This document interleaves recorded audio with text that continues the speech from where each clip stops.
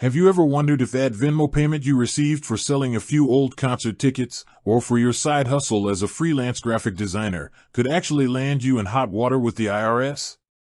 It's a question many of us are asking as digital payment apps like Venmo become an integral part of our daily lives. We use them to split dinner bills, collect rent from roommates, and yes, even to conduct small business transactions. But as convenient as these platforms are, they've also introduced a new layer of complexity to our tax obligations. The days of only worrying about W-2s and traditional bank statements are long gone. Now, with a few taps on our phones, money flows freely, often without a second thought about the tax implications. For years, many of us operated under the assumption that payments on platforms like Venmo were largely flying under the IRS radar, especially for smaller amounts. But those days are definitively over. The IRS has been steadily increasing its focus on third-party payment networks, aiming to close what they call the tax gap, the difference between the taxes owed and the taxes actually paid. This means that if you're using Venmo for anything beyond strictly personal transactions, you need to be acutely aware of the rules to avoid unexpected tax penalties. So, let's dive into the evolving landscape of Venmo and taxes. We'll break down what constitutes taxable income on Venmo, what the IRS reporting thresholds are for the current and upcoming tax years, and most importantly, practical strategies to avoid those dreaded tax penalties. Understanding these nuances isn't just about compliance, it's about protecting your hard-earned money and ensuring you're not caught off guard when tax season rolls around. First, let's clarify a fundamental concept: not all money received on Venmo is taxable. This is where a lot of the confusion lies. The IRS makes a clear distinction between personal payments and business payments. Personal payments are generally not taxable.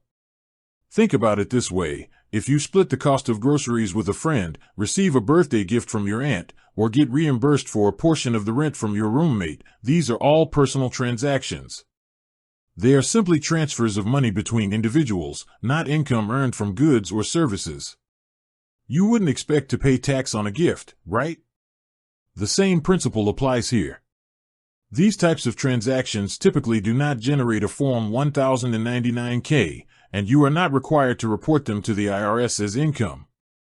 However, the moment you receive money on Venmo for providing a good or service, that's where the tax implications kick in. This is considered business income, regardless of whether it's a full-fledged business, a casual side hustle, or simply selling items you've created. Examples include payments for freelance work, selling crafts online, offering consulting services, or even receiving payment for items you sold on a marketplace like Facebook Marketplace if you're doing so for profit. The key here is the intent behind the payment. If it's for something you've sold or a service you've rendered, it's generally taxable income. Now, let's talk about the infamous Form 1099-K. This is the tax document that third-party payment networks like Venmo, PayPal, and others are required to send to both you and the IRS when you meet certain reporting thresholds for business transactions.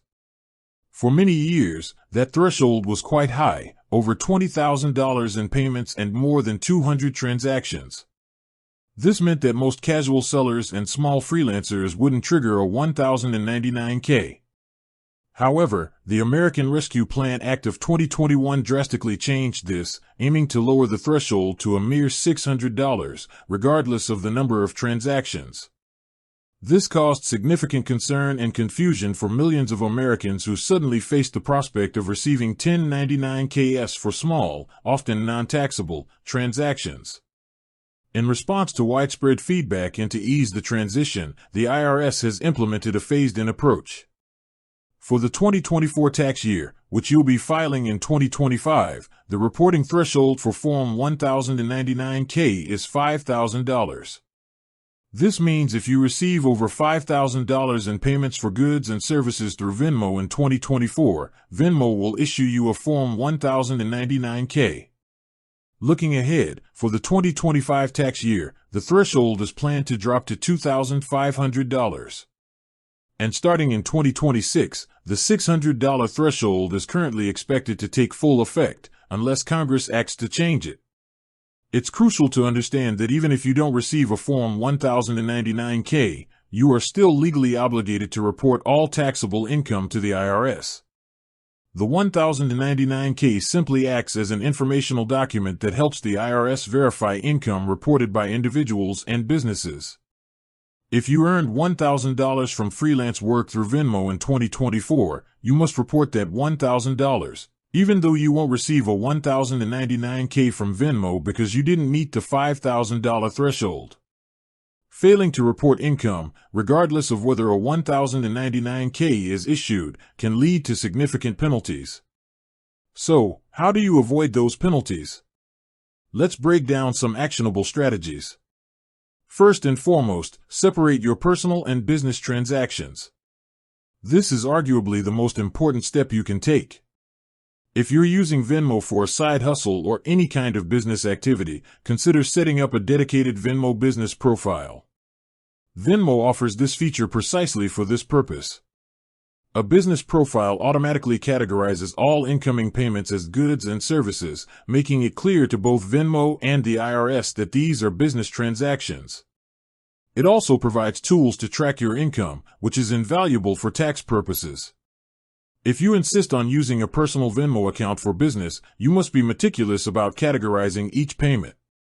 Venmo allows senders to mark payments as goods and services or personal. Encourage your clients or customers to select goods and services when paying you for work. This helps ensure that these transactions are correctly flagged. However, even if they don't, you are still responsible for tracking and reporting that income. This leads directly to the second crucial strategy: maintain meticulous records. The IRS is big on record keeping, and for good reason. Your records are your proof. For every business payment you receive, keep a clear record of the date of the transaction, the amount received, a clear description of the goods or services provided, the payer's information, if possible, any associated business expenses. This could be as simple as a spreadsheet, a dedicated accounting software, or even a detailed notebook. If you receive a 1099-K, you'll need to reconcile that amount with your own records. If there are discrepancies, you'll need your detailed records to explain them to the IRS. For instance, if a 1099-K includes personal payments by mistake, your records will be essential in demonstrating that those amounts were not taxable income. With that said, thanks for watching, and until next time.